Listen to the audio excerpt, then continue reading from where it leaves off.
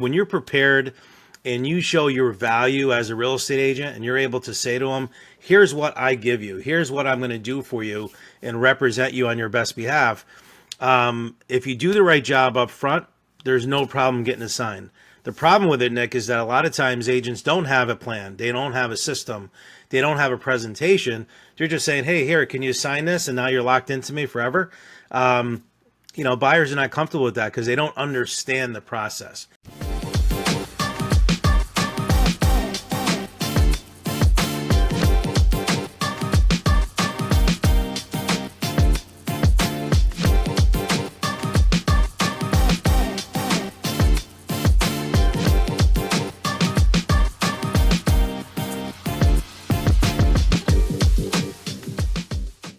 All right. Good morning, everybody. How are you guys doing today? Thank you for joining us on this episode of Ask the Experts here. As always, we're joined with the masterful Willie Miranda. He's going to be going through a lot of great points on buyers' presentations and actually getting contracts signed, because that is already a big deal. A lot of people ignore that in the industry. A lot of agents, to my understanding, are afraid of actually getting that contract signed. And for good reason. It's a hard thing to ask sometimes. You show people 3 properties and you're like, hey, we'll go ahead and sign this, so then you pay me no matter what, or someone pays me no matter what. But it is definitely not as easy and not as simple as it should be. And Willie's going to help us dispel that today. So give me 1 second here, Willie. Your visual's a little blurry. Let me see if that's something to do on my end here. Is the screen up like the buyer profile sheet? No, it is not. Okay. You mean my face is blurry? Yeah, your face is a little blurry. But put your screen up real fast and let's take a look. How about that? Is any better? No, I think it's more of a connection thing. Bruce, how does he look on your end, out of curiosity? He's a little blurry for sure. Okay. It's like pixelated, but I mean, I think it'll clean up in Riverside just because they generally will do that. Yeah. So we should be okay, but we'll see what I'll happens. shut it off, put it back on. Let's see.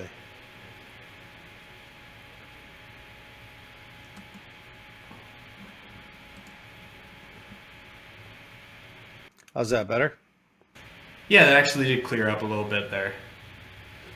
Good. But so Willie's going to go ahead and get started here in just a moment. Before he gets started, I wanted to mention something.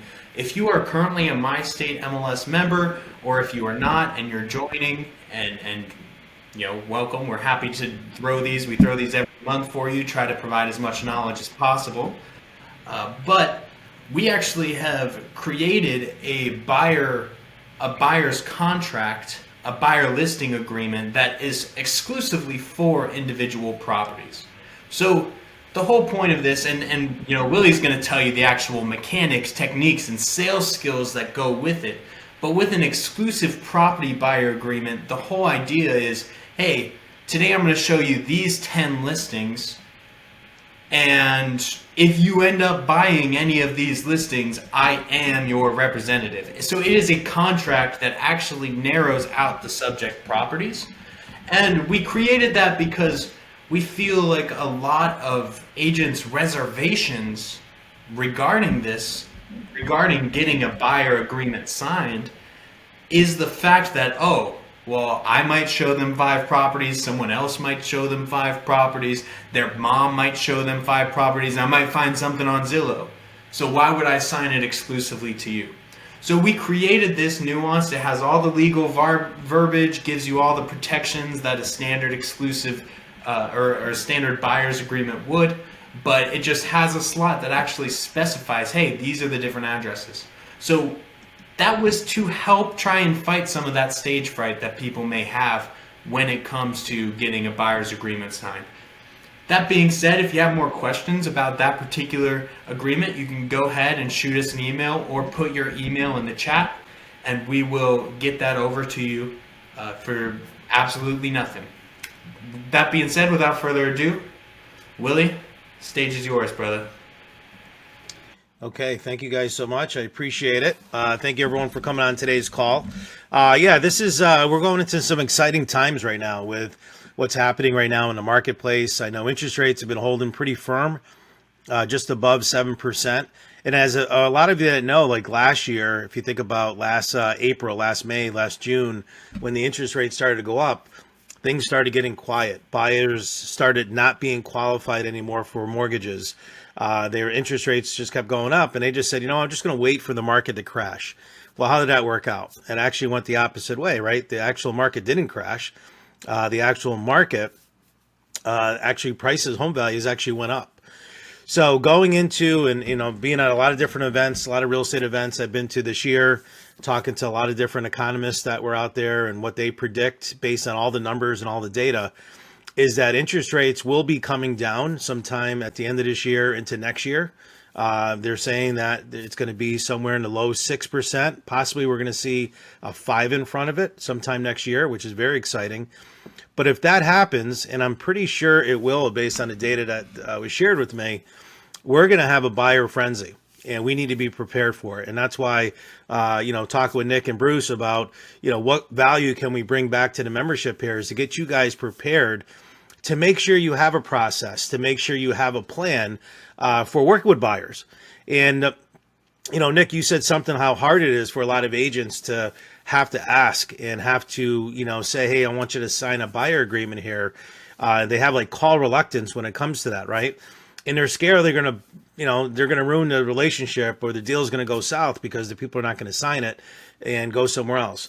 And that's really far from the truth. When you're prepared and you show your value as a real estate agent and you're able to say to them, here's what I give you, here's what I'm going to do for you and represent you on your best behalf. If you do the right job up front, there's no problem getting a sign. The problem with it, Nick, is that a lot of times agents don't have a plan. They don't have a system. They don't have a presentation. They're just saying, hey, here, can you sign this? And now you're locked into me forever. Buyers are not comfortable with that because they don't understand the process. So on today's, training, I just wanted to make sure that we look at the history of where we were with real estate, right? When I started 27 years ago, the real estate agent was up here as far as value, meaning just me being a real estate licensed agent, I had access to all of these listings that consumers did not. The internet wasn't, Zillow wasn't around, Realtor.com wasn't around. Everything was in a big book when I first started, and they had to come to me to get that information. And then we would go through this book, pick out 6 or 7 homes, go out and show them one, and that's how they bought a home. Where that's totally changed now, right? They don't need us like they used to before. They have Zillow, they have the internet. They can get all the information they want on the internet. So we have to make sure that we have a plan and that we can show value so they continue to work with us. And there's some legislation out there and there's some lawsuits coming down here that may change a lot of this, where we're going to be required to have that agreement signed. We're going to make sure, in order for us to get paid, you're going to have this document signed. And if you don't have it, there's a good chance that you won't get paid. So I'm going to go ahead and jump into some of the material here. In the meantime, I did throw a link in there, freewilliestuff.com, which has a copy of my book, How to Not Get Your Ass Kicked in Real Estate Business. Amazon bestseller. It was a great book. I did throw that link in there. I'll throw it in again at the end, but it is in the chat just so that you guys have that. And in the meantime, let me see if I can just pull up a quick presentation here for you. Willie, I always say what I wanted to go over. A webinar is going to be good if you get some mild cursing in the first 5-10 minutes. Oh yeah. All good. All right, let me just pull this up real quick. I'm going to start off with actually something a little bit different here and kind of take you through the process of what we do with my agents and kind of give you some background of what I felt I wish I had when I was an agent starting off. Hopefully you guys could see that.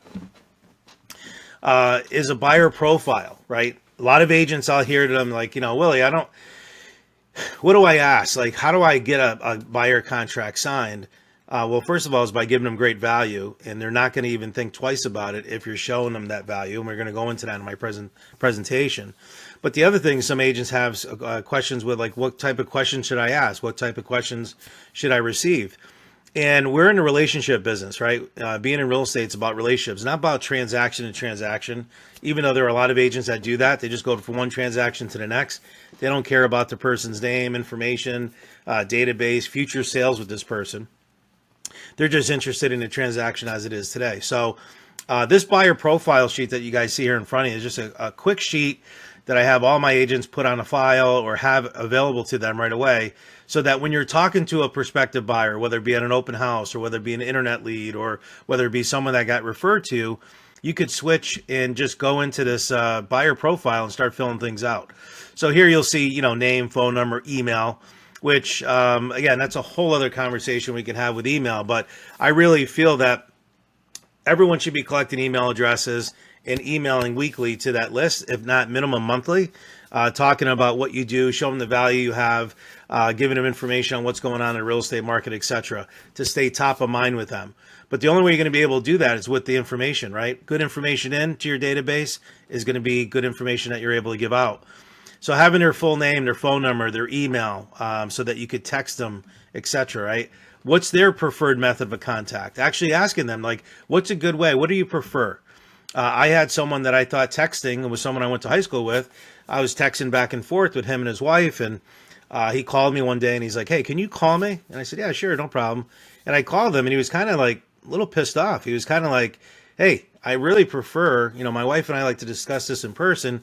Can you just call us? We're home. We could put you on speakerphone at the kitchen table and go over all these important things and decisions that we need to make versus text."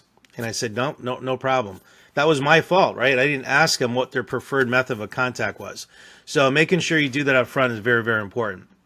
So again, you got all the information, how they want to be contacted, both spouse and, whatever decision makers are there. What's their time frame? Do they rent or own? Are they pre-approved yet with a lender? And if they are, who is that lender? What's their phone number and email for future reference? What are they pre-approved to? What's the price range that they're looking for? Where did the source come from, right? If you're going to be measuring your marketing activity, right now I'm working on a full page ad in a magazine. And I'm working on this full page. I want to know, is that magazine producing the results that I want? And what's the source of that seller lead? What's the source of that buyer lead? So being able to know that, you have to ask that question. How did you come to us? How did you get my name? And they'll say, I saw it on a billboard, or I saw it on a bus bench, or, I was referred by a neighbor, whatever. You want to keep track of those sources. So going into this, and then, Nick, then I'll, get your comments and feedback from you and Bruce, is the buyer profile is really just some really key questions as to what's important to them. It's not about us. It's about them. What's important to them in buying a home. And we ask them, what makes your current situation, what do you love best about your home that you're living in now? What's important to you? What's the primary reason for your home search? Do you have children? What are their ages? What are their interests? What are their activities? You're just asking them this because you want to put them in and fit them in the best home as possible for them. Do you like to entertain a lot? What areas of the home, do you usually use primarily to entertain? How long do you expect to live in a home? Why is that important, right? Maybe there's a situation where right now it fits their needs, but down the road, if they're building a family, it may not be, right? So we have to let them know about those type of things. Do they have pets? Do they have a large backyard? Is it fenced? If you can, this is my favorite question, number 8. If you could wave a magic wand, what would the perfect home look like? And then I just zip it. I just shut up, let them tell me. And some of them are in Fantasyland, right? Some of them are like, I want this, I want, airport strip, true story, airport strip. They want, 3-level decking on their back porch, and, they want to pay $200,000. Not going to happen. But my point is that it's a good conversation piece by breaking the ice, using this, and finding out really what their biggest concerns are and why when buying a home. Okay. And then we go into search criteria. So what areas, school districts, property age, new construction, if they're looking for condos, townhouses, ranches, whatever that may be, you're able to have it right here so that you look the part of a professional, you're asking the right questions, and that you're not going up, the the tree that you don't want to go up. You know what I mean by that is that so many agents tell me, I show this buyer 30 homes, 40 homes, 50 homes, and I'm like, why so many? And a lot of it's because they didn't really know what they wanted, and we just kind of kept looking. Every time they call me, I just show them houses, because they didn't do this right here. They didn't do the foundational piece of asking them the right questions to find out exactly where they are, so we can eliminate the ones that make no sense for this buyer to purchase. So anyway, Bruce, Nick, just taking a breather on that one. Any feedback you want to put so far in that? Yeah, everything looks great. The one thing that I wanted to mention, there were a few topics that you went over and you mentioned. It gets a lot deeper.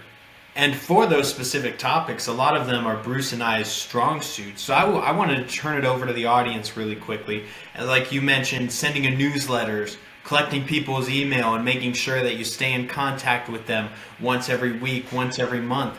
I just wanted to ask the audience, if there's ever anything within this presentation, within the content that Willie suggests that you want to learn more about, and we don't have the time to dive deep into it, then let us know. Put it in the chat, and we'll make sure to address it in either a future Ask the Experts event and or create a video specifically around that. And we'll make sure to record your name down and say, hey, this person asked for this content. We'll let you know specifically that it's out there. Now, I know Willie and Bruce and I have discussed emails marketing to prospective agents, prospective listing agents, especially in some of our previous Ask the Experts. But anything specifically that you want to hear. So, for example, Willie, he mentioned that he's currently working on a magazine advertisement. So there are a lot of techniques beyond just asking that person, hey, where did you hear about us, that can actually help you track that. So for example, you could create a landing page specifically for that advertisement. Maybe it mentions as seen in the, enter the newspaper that it was in, the New York Times, and right at the very top of the landing page. Make it relatable to that pitch and campaign. Now, I'm going to toss it back to Willie because he has a lot to go over, and this topic as a whole we could talk about for an hour. But if that's something that intrigues you, talking about tracking, measuring analytics, put it in the comments. We're happy to address it. All right, so let's set the stage for this buyer appointment. Okay, so let's just say you meet someone at an open house and, they're going through the property, and let's say it's your listing or not your listing, doesn't matter. You're hosting an open house, you meet a prospective buyer, and you want to obviously build a relationship with this person, right? Obviously, you're going to try to sell that home to them if that makes sense, and this is something that they're looking for. You're going to be able to help them on that transaction. But studies show that 90% of people that come to an open house never buy that home. So it's a very small percentage of people that actually buy at an open house. Now, I bought at an open house. My home here, I bought at an open house, 23 years ago. But there's a very small percentage of that. But so with that being said, one of the reasons why agents do this is to meet prospective buyers. If they're not interested in that property, hey, let me go show you 5 others that might. So I always say, at this point, back in the day, like I said, I always wanted to meet with them before we went out to look at properties. I wanted to do a fact find with them. I wanted to go over the presentation. But in today's time, everything is just like microwave, right? Everything's just so instant. And there's so many agents out there right now that are not going to take the time to do it. And consumers want things done quick. So I'm always going to give them a freebie.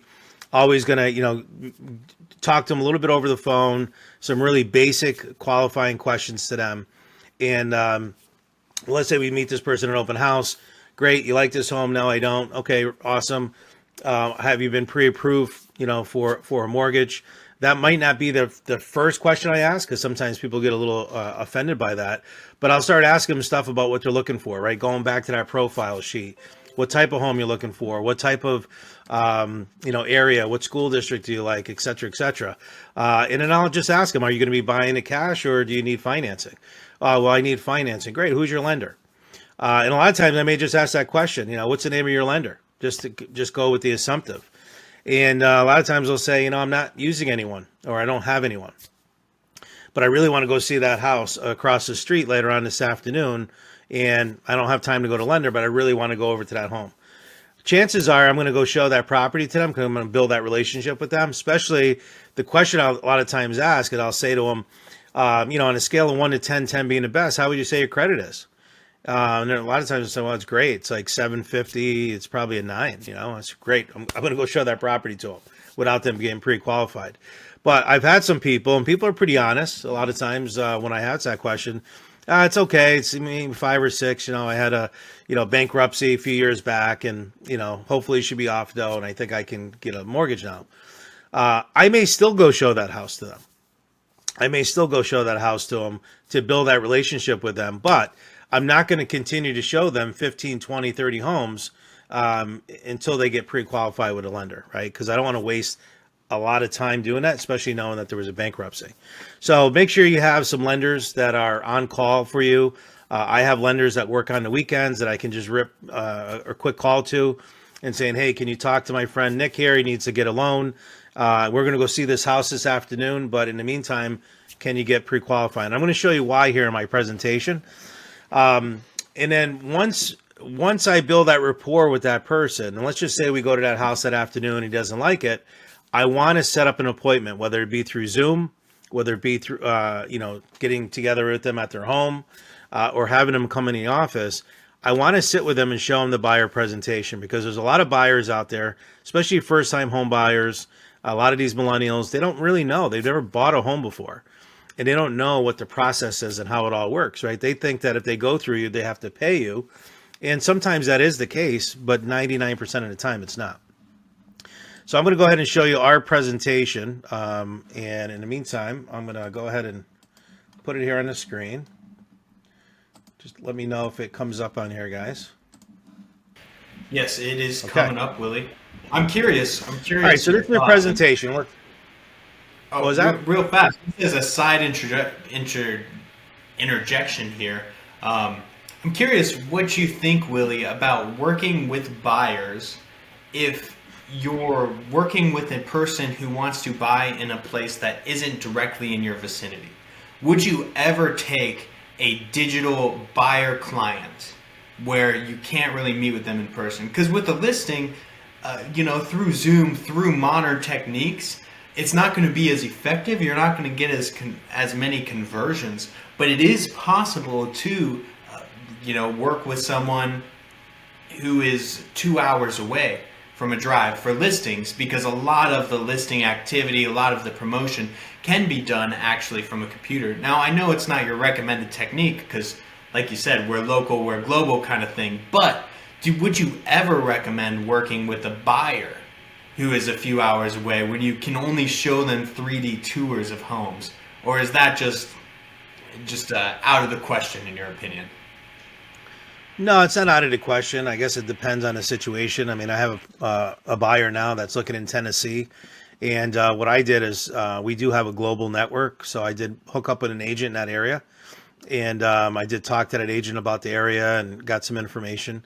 So they want me involved in the deal, Nick. But it does make a difference, right? I want to make sure they're getting what they want, as far as area, location, neighborhood, school district, stuff like that. Because it's a big purchase. It's a major purchase of someone. Yeah, and like you said, it's no longer the 80s and 90s where the value you bring is access to an MLS, and where now they have that information too. So adding that personal touch and the expertise is what you're bringing to the table. Exactly. So, I mean, the question is, yes, I would do it because, I mean, a house in negotiations and doing comps and all the other stuff, I mean, that pretty much goes hand in hand, right? No matter where you're at. I think it comes down to experience. For a brand new agent, maybe not. But for an agent that's done a lot of homes, I would say someone that's experienced in negotiating and making sure you're asking the right questions, yes. And there's difference, right? Like down in Florida, there's a ton of, we just had a situation the other day where, we had radon in a home, and we represent the seller. And in New York, we just call a radon company to go and take care of it. It's done. But down in Florida, you need to get a permit through the county. You need to get a permit through the HOA. And those are things that, make a big difference. And if you don't know what you're doing, you could delay a closing and cost the buyer a lot of penalty and money if they don't know what they're doing. So those are some of the things that I think that, again, I think it's different for every area, Nick. But I would do it with all the technology and everything else we have. It's a lot easier to do now than it was years ago. All right, so let me just jump into kind of paint the picture here. So you meet with the person, you go show the property. I don't care if it's an internet lead, open house lead, it doesn't matter, right? You show them that property, you build that rapport, and then you say, you know what, I just want to go over and explain to you a little bit of how we work with buyers and how we feel we can get the most amount of home for you with the least amount of hassle at the best price. And I want to go over with you what we do for buyers. And this is the presentation I use, whether it be Zoom, like I said, in person. I go over it with them, and I just explain to them. I go a little bit over our vision, right, to assist the best agents in our region, to maintain a profitable and successful business within a business while making an enjoyable experience for our clients. We want them to know who we are. We want to go a little background about who we are. So I'll go over, when I started in the business, how long we've been open, a little bit about, the agents and the areas that we cover. And then I go into what our promise is, making sure that we're able to provide them raving fan service. And I always say to them, I said, I want to make sure that I do an awesome job for you because you refer to me by someone and someone else, and I want to continue getting those referrals from you as well. I want to make sure that you and I have this understanding and that I'm able to provide the service for it. So we want to help you get pre-approved. We want to help you get a dream home. We want to make sure we prepare and negotiate your offer. We want to walk you through every step of the process. And make sure that we're always looking out for your best interests and treat you like family. And you have to be sincere when you say that, because a lot of my clients have been family member. I mean, I've been invited to weddings. I've been invited to, I've been asked to be godfathers of some of my clients. So these are the things that, you have to be sincere when you're doing this. But I talked to them about our approach. A lot of agents work on their own. They're doing the admin, they're doing the service, they're doing the marketing, doing the sales. I wanted to do different. I did more of a team approach. Where I had a bunch of people doing certain things so I can focus on what I do best, which is working with buyers, working with sellers. And this is, I tell them a little background on me. I wrote a few books. This is my brother, Brian. I talked to him a little bit or about him. Then I show them our staff. These are all people that are on our staff that are, whether it be in HR or whether it be a listing coordinator, my assistant Trish, etc. These are all people I have on here. Now, some of you guys might be looking at this, well, that's great, Willie. You got to show them all this stuff. You have all this. I don't have that. When I first started, I didn't have anyone. I was me. I was a single agent. And everyone on this call that's a single agent or a new agent, you could do the same thing. But now you want to put on here. So what I did is I had my broker on here. I had the front desk person on there. She was a nice lady, Connie.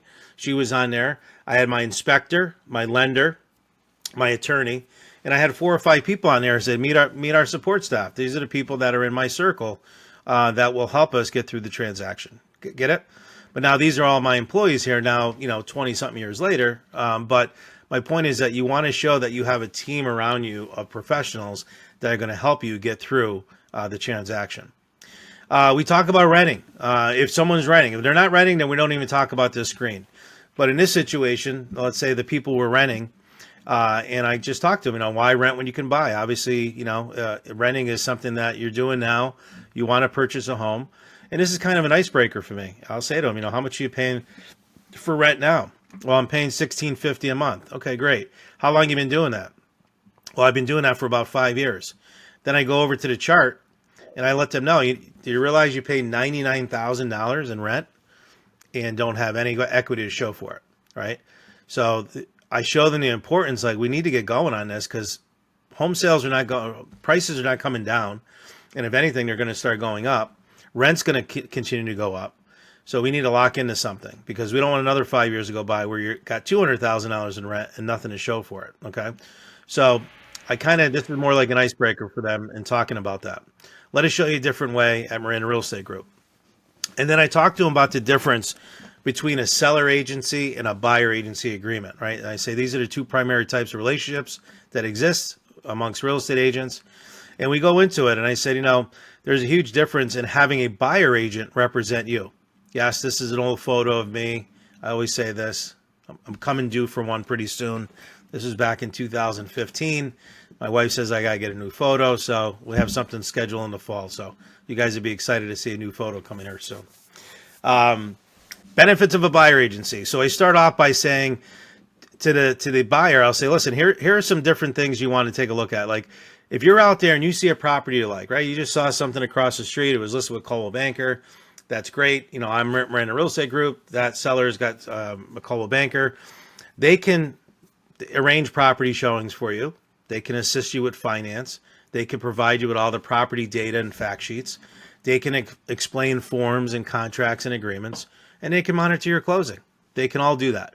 So you can go directly to that listing agent, and they can handle that for you, just like we can as a buyer agent. But that seller agent represents the seller. That seller agent represents the fiduciary responsibility of that seller, and their job is to get top dollar for that seller. Here's what a seller agent can't do that I can. And I just start going through it. Protect buyer's interest at all times. Seller agent can't do that, right? Because they have that fiduciary responsibility to the seller. Advise and disclose to buyers all matters, even if it means, pointing out reasons not to buy the property. Prepare a property value study or a CMA, right? Cost market analysis for buyers, even if it's low. I've done that a lot of times where I see a property on the market for, say, $400,000 and it's, listed with a company. I'm going to go through and do all the comps. If I see all the comps and everything comes out to 350 in that neighborhood, there's some negotiation room there, right? So, but a seller agent can't do that because the seller agent works for the seller. They're going to try to get that 400,000. Keep the buyer's financial capabilities and thoughts, willingness to pay more for the property confidential. Have a lot of times where people say, I know it's listed at 400. I feel it's worth that. I probably can pay up to 425 for this property, but let's see if 400 works, right? You can't say that to a seller agent. The agent will have to tell the seller, they're willing to go to 425. And you'll see on there, like, represents buyers on foreclosures, bank foreclosure, for sale by owners, negotiate home inspections, and represent the buyer only, right? Like, these are all the things that a seller agent can't do that I can do for you when taking a look at this property. So as a VIP buyer agent, our team is here to help you. We want to make sure that we could secure the best financing for you. We want to find you the best home for your needs, negotiate the lowest terms for you, and meet all of your home buying needs with the least amount of hassles. So I walk them through this timeline. I'm not going to go through every one on here, but you guys can see, right? I let them know, and the reason why this is so important is because you want to let them know that buying a home is not something you just show up to, right? It's not an event that you just show up to and buy a house, and then, you get your keys and that's it. It's a process. And we're going to walk you through every step of the process. And I let them know that, step one is our initial meeting right now, right? And we have this in paper format too. So a lot of times when I go to that first showing, I'll show them this. And I have it in a printout and I'll give it to them and they'll say, we need to meet initially. So we need to go back to my office or we need to schedule a Zoom call where we can actually go through and show you how we work with our VIP buyers.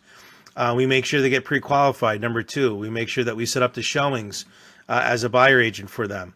Once we find the property, we're going to put a contract in. If your offer is accepted, then we're going to go ahead and move forward through inspections.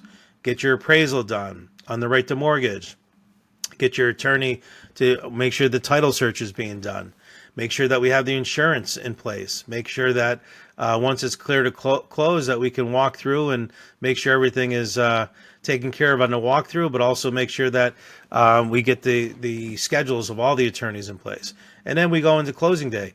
But there's a lot of moving parts here. And when I'm actually sitting with them, I go a little deeper with these. But my point is that here's the plan.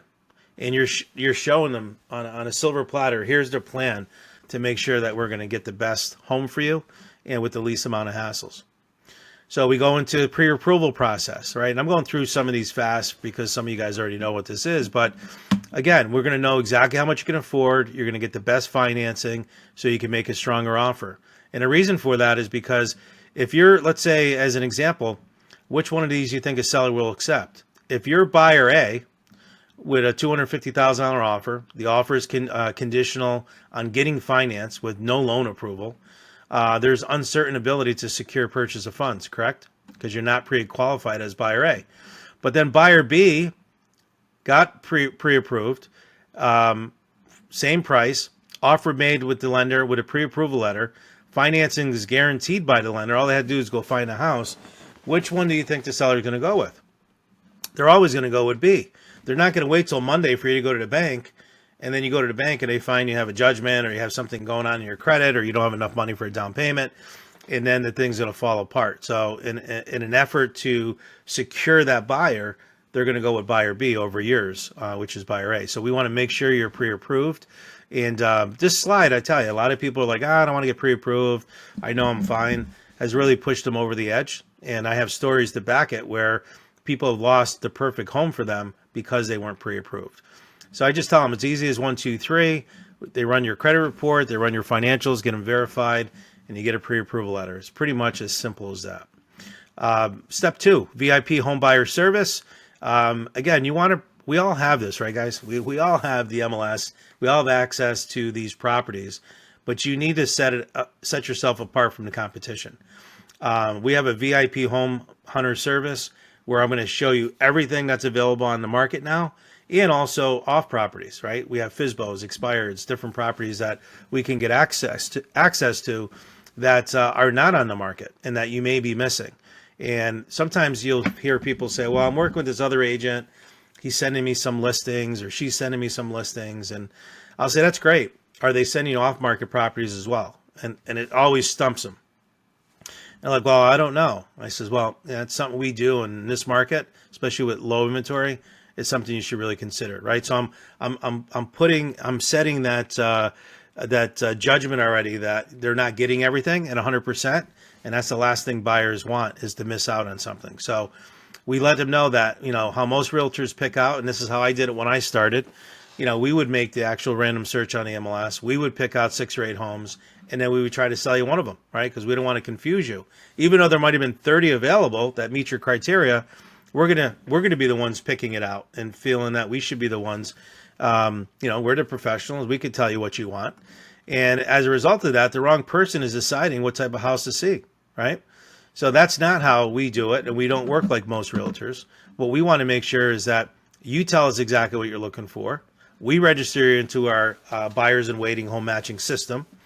You have exclusive access to all the listings by all companies that include the professional photos, tours, property detail, video, all that stuff. You're going to get everything just like we do as real estate agents. You tell us what you're interested in, and we look and investigate the properties that you choose. That's how it works. And I also tell them, you drive by all the properties, and then you take a look at all those different. It's better if you drive by, because sometimes pictures don't, you don't see that apartment complex in the backyard, or you don't see that gas station that you're next to. You drive by them, and then you tell me which ones you want to go see. And then step 3 is specialized market knowledge, right? We know the market. We could find the perfect home for you. We could prepare offers that are going to meet your needs with the lowest price and terms. And what I mean by that too is that, going back to that finance piece, is that if we have time to shop the different programs out there, we might find a grant program or a first-time home buyer program, or come up with something that's a little bit better that you can lock into, versus waiting to the last minute and then scrambling to get a loan and just going whatever whoever will qualify you. So that's another reason back on step 1 to get pre-approval. And then we just go through that, closing the transaction with the least costs and hassles to you. We want to make sure that we're going to present that offer, to make sure we have the closing date that you want, to make sure that we negotiate all those terms that we talked about, and make sure that we're doing those cost market analysis and everything else to make sure that you're buying this home at the right price. Hey, what do you do when you find your...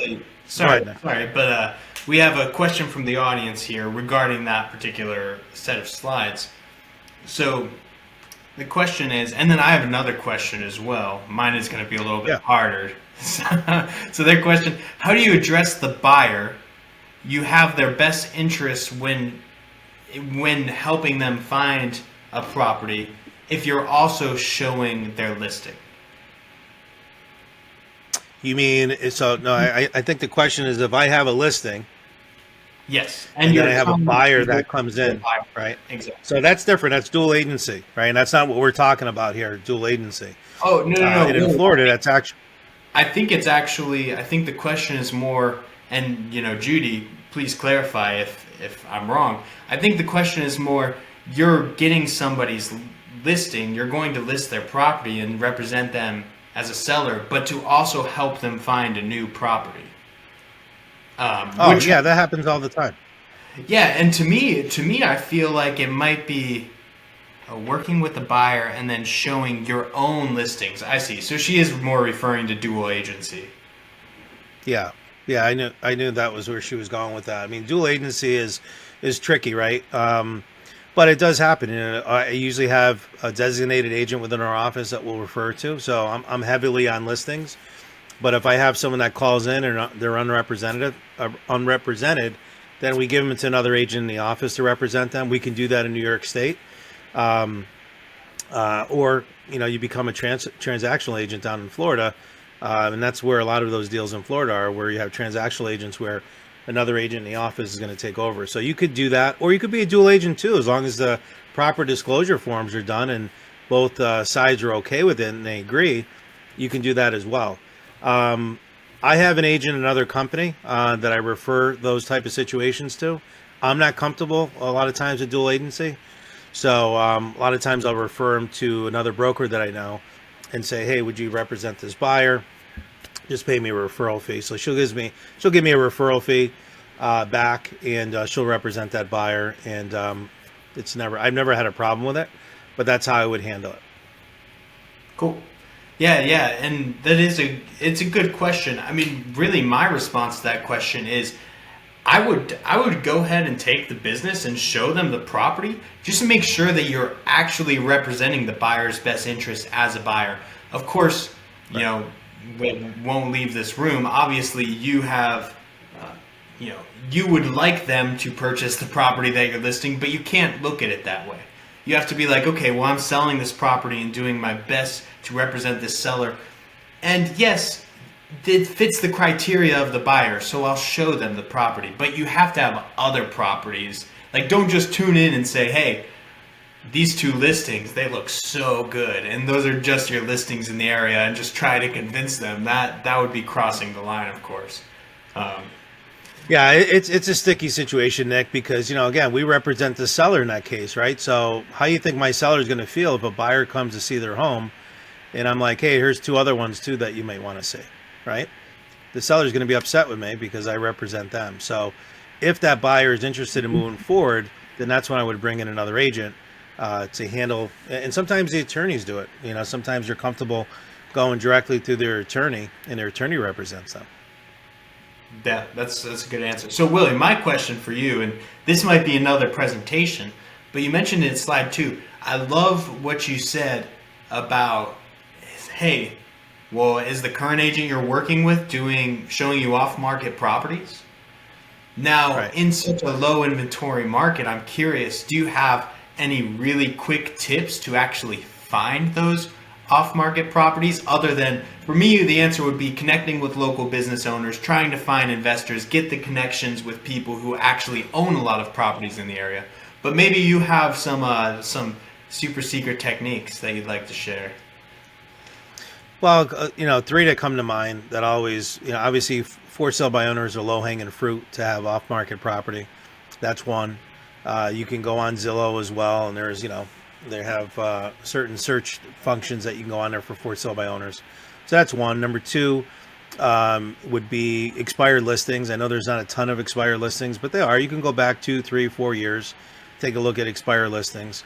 And then 3, Nick, what has worked for us is that if I have a buyer that's really interested in being in a certain school district or being in a certain neighborhood, say, we have a letter, right, that we have a buyer letter is what we call it. And we have a buyer letter that goes out to let people know I have a qualified buyer looking to buy in your neighborhood. If you're interested in making a move in the next 2 to 3 months, please give me a call.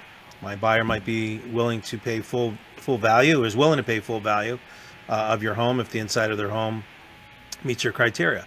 And it goes out, and we get, we just sent out, I'll tell you right now, we sent out 339 letters to this one community. It was a maintenance-free community that one of my buyers wanted to get into. And we had 7 people raise their hand that they'd be interested in selling. Now, we ended up putting a deal together on one of them, and we picked up 2 additional listings.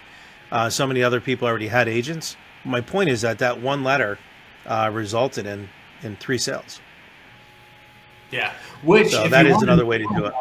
If you want to know more about that letter in the audience, we actually talk about it in a previous Ask the Experts in more detail. He even shows on screen what that letter looks like for his company. So definitely check those out. But thank you, Willie. Thank you. You can continue. I appreciate it. All right, so we're just wrapping up on here. So what do you do when you find your dream home? Again, I went through those 3 bullet points, getting pre-approved, making sure that, they get on our VIP list so that they're getting all the properties plus off-market property. Plus, we're going to use our specialized knowledge, number 3, to really find the home for them and negotiate on their best behalf. And then we go through, what happens when you find your own home, right? Make sure that you get the information, because sometimes you may get properties that are not in the search criteria that we send you. You might see something pop up and like, geez, Willie never sent me this. But, it had a garage and you said, or it didn't have a garage, and this is why you're seeing it out on the marketplace or pulled up on Zillow. You told me you needed a garage. That's why I try to keep the criteria as low as possible. You don't want to put too many things in there because it'll eliminate a lot of good properties that could, in this situation, and this is a true story, property came up. They're like, geez, we really like this property. You didn't send it to us. And I said, well, it's because you said you needed a garage. And we ended up going to look at the property and found out for $10,000 we were able to add a garage and build a garage onto it. It's a 5-acre lot. And they bought the house and added a garage later on. So you never know, right? So the less stuff you have in that criteria when you're putting into MLS, the better, so that you don't eliminate a lot of qualified properties that may qualify for them. But you see on here, if you see a home you like, always ask us, but always tell the agent that you're working with us, right? This is going to prevent you from being hounded by other agents with questions and sales pitches. Number 2, get the price, the address, and if available, the MLS number of the property so we can send you the complete information. I'll go online, I'll print out the disclosures, or I'll email you the disclosures and give you some additional information that I like to pull up when looking at these properties, because again, the seller agent represents the seller. I'm going to give you some things that I like to look at when pricing homes. And then the last one on there, if you see a house that you want to look at, always call us to schedule a private showing. Again, we don't want to go, we want them to avoid going to see a property and then just going through that agent directly. And a lot of times, this is why you want to have something signed with them. You want to have a buyer agreement signed with them, because when they go to see that agent, whether it be in an open house, whatever, the question that's going to come out of the agent's mouth is, well, did you sign anything with that agent? And if they say no, it's open game, right? They're going to try to close and really get that buyer to work with them. So, but if they say, yes, we already have a buyer agreement signed, that agent usually, not always, but 90% of the time will back off and then refer you to go back to your agent. So this is why, if you haven't lost a deal by not having a buyer agreement signed, you haven't done enough deals. Simple as that. And you will lose, a handshake. And yes, we're definitely going to work with you. It doesn't always work. And I hate to have you show, 10, 15 homes to someone, put a lot of work into someone, only to have them buy a house, at an open house, or, their neighbor says, well, my son's in business. Can you just buy it with him? He needs the business. And then you end up losing. I had one, I had a buyer, I'm going back 20 years ago, that I worked with. I showed him, literally, I showed him like 20 something houses. And I remember like yesterday, it was like they called me on a Monday, they wanted to put an offer on this one home. The house sold. So they called me on Monday and said, Willie, oh my God, we're so happy. You're never going to believe this. We ended up going by this for sale by owner. And we ended up putting in an offer, and because the for sale by owner said they don't work with any agents, and if we wanted the house, we had to put the offer through them. So we went ahead and did it, and they accepted our offer. So thank you so much for taking the last 6 months and showing us all these properties and giving us all this great knowledge, right? Now they didn't say that, but in my mind, I'm thinking that. But all they said is, hey, thank you so much for your time, and I just wanted to get back to you with the good news. And we know you took a lot of time, Willie. So, we want to send you a nice gift card. That was the Chili's for $100, right? You don't want that happening to you. You don't want to be discounted that way. And it will happen. So you have to make sure that you're getting that buyer contract signed to avoid those type of situations. So we're just wrapping right up here. So I said, we do have other perks. We do have a free moving truck that we do give out to our buyers that they can use, 50-mile radius. So if they're, looking to move out of their apartment, move into their new home, or if they're a seller looking to sell and move into another home, we do have a free moving truck that we give them. Now, some of you might say, well, that's great for you, Willie, you have a moving truck. We don't. I have a lot of my coaching clients, and this is what I did early on, it works great, is that you can make up a truck like this with the image, this way if you want. But basically what it is, it's, I'm going to say Hertz, it's not Hertz, U-Haul. Just get a gift certificate at U-Haul, one day, just ask them what's a 15-foot box moving truck cost for 1 day rental. I think they're 150, 200 bucks. And then you use that as a gift card that you can give to them to use this as an extra perk. All right, so you don't need to go buy the truck like I did. You can go ahead and use the U-Haul certificate. So we just wrap it up. What are the buyer benefits for them? Obviously, we want to get you pre-approved. We want to get you all the listings before any other buyer gets them. We want to make sure that we back you up with our specialized knowledge. We want to make sure that you get the leading edge technology that we have. We also want to make sure that we have a cancellation guarantee also that we have them sign, and I'll talk about that in a second. And then you get priority access to all of our affiliates as well that can help, attorneys, home inspectors, lenders. So these are all the things that you're going to get, and the best part is that it's for free. When you hire me, it really is for free because we're paid by the sellers, right? The selling, unless it's a for sale by owner, and then we negotiate our commission that way. So this is the point right here where I'll say, now the next step is for us to put a win-win agreement in place and let me, help you purchase your dream home. So I would imagine, Mr. Buyer and Mrs. Buyer, that you would rather work with me as a buyer agent than a seller agent, correct? And I do explain to them, I'm a seller agent until we have this agreement signed where I then can be a buyer agent. And I'm telling you, I don't think I've had any one person say, no, I don't want you to work with me as a buyer agent. They're all saying, yeah, absolutely. There's so much more that you could provide. I said, okay, great. All I need to have you do is sign this information. This is what the state of New York requires me, or the state of Florida.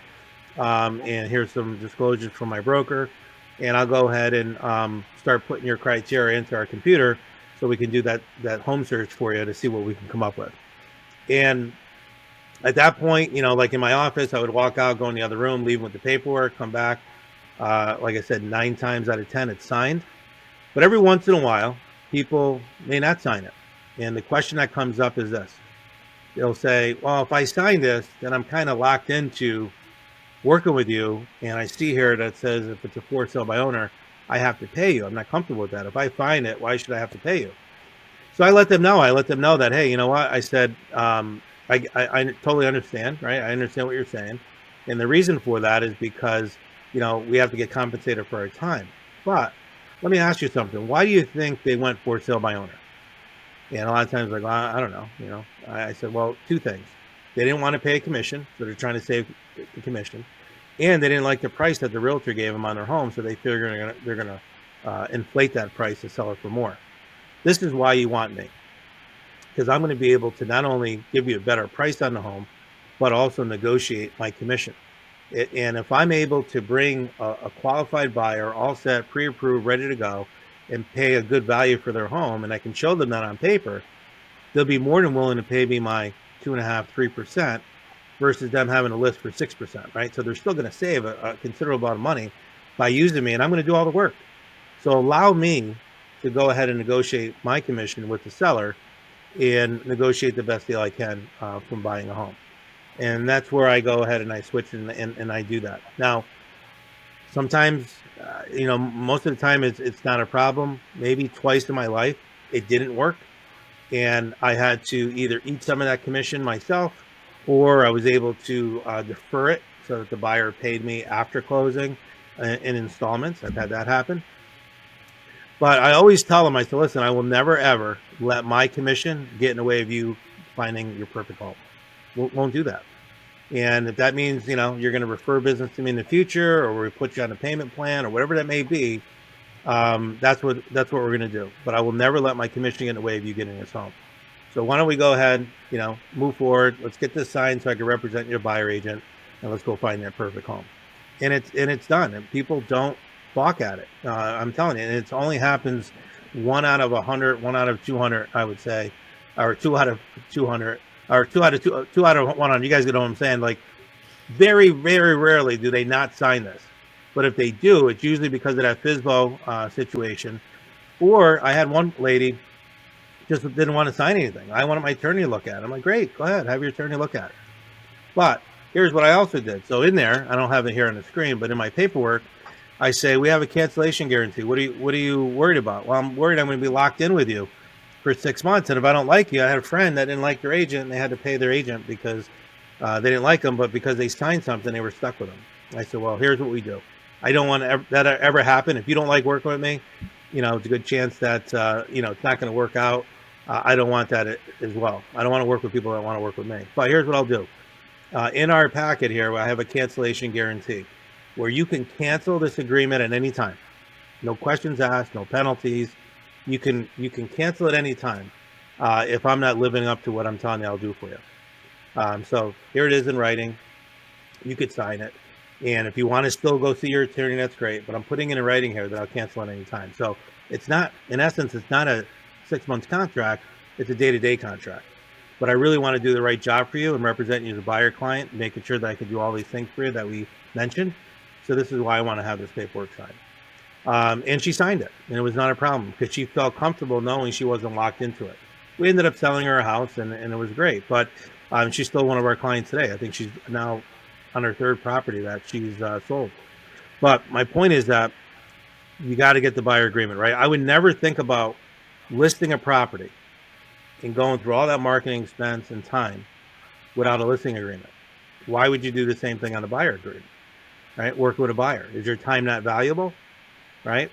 So those are the things you want to consider when doing this. And this is why I think that going into 2024, going into even the rest of this year, you got to have a great process, you got to have a great presentation, and you got to make sure that you're getting these buyers sign the contracts, because I'm thinking and I'm feeling, based on some things that I've been hearing, this is where our industry is going. So you might as well start doing it now before you lose out on great opportunities and lose a lot of money by not having it signed. Yeah, and having a process, I mean, like you said, and Willie just went through and showed his process. Hopefully you guys got some good, valuable notes from that process.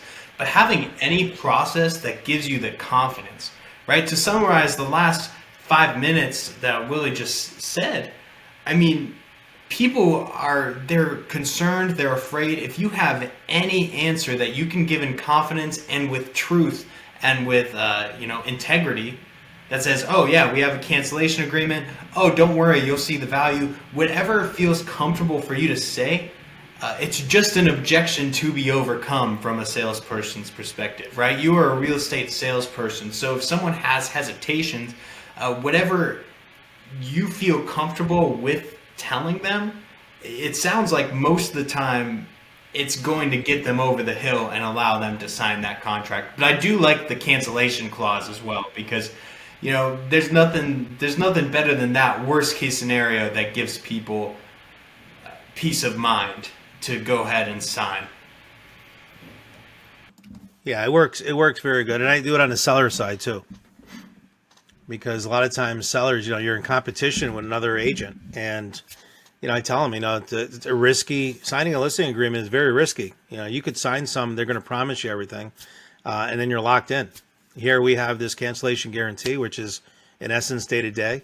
It's a slam dunk for a lot of people who have that high risk, or I should say low risk tolerance. They're able to see that as a benefit. All right, so I did put in the chat again for those of you that came on late, and if you want to take a look at it, we have my information that we have. If you go to freewilliestuff.com, you could see there on the screen. Basically, I have the buyer profile sheet that I just went over with you, the template. We have a lot of different things in here with some of the strategies that we use on getting referrals and listings and those type of things. So you can more than happy to use those.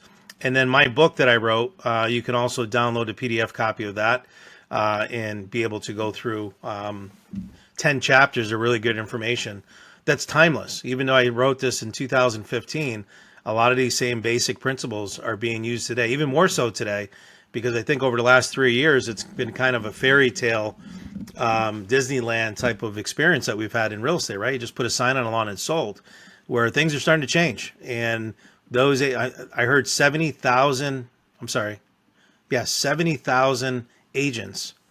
Is that the right number? Yeah, 70,000 agents are out of the business this year so far in 2023. And you're going to see more of those leave because they thought they were getting into business that's just easy, right? We made it look too easy.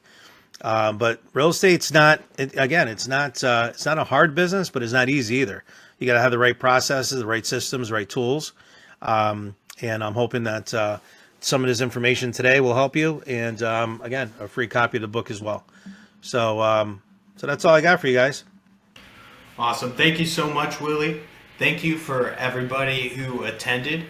Go ahead and sign up for next month. So, Willie, do you know what we're talking about yet? What you'd like to present on, or is that a two? I think next month, again, I think buyers are going to be something that I'm seeing a lot of agents struggling with putting in offers and having a winning offer. What I mean by that is that we're seeing a lot of multiple offers going on where agents are forgetting to use an escalation clause because they don't know what it is, or they're not changing the threshold of the inspections in their offer to make it look better for them when going through, not having the proper down payment, not having, the love letter that we talk about, right? A lot of people say, well, a love letter is illegal.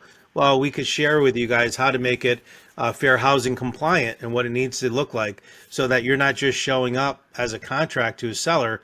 There's actually some meat behind it about who the buyer is, but also what the buyer feels about their home. So I think that would probably be more appropriate for next time, is how to write winning offers when representing your buyers, so that you're not spinning your wheels, putting 7, 8, 10, offers in on properties and losing them because you're missing key components of the offer. Very nice. Thank you once again, Willie, and thank you for everyone in the audience. For those who put in their emails to get our contract, we will go ahead and send that over to you as soon as possible. And thank you once again. Please join us next month for another Ask the Experts. And have a great one, everyone. All right, sounds good. Thank you, Nick. Thank you, Bruce. We'll talk to you guys soon. Take care, everyone.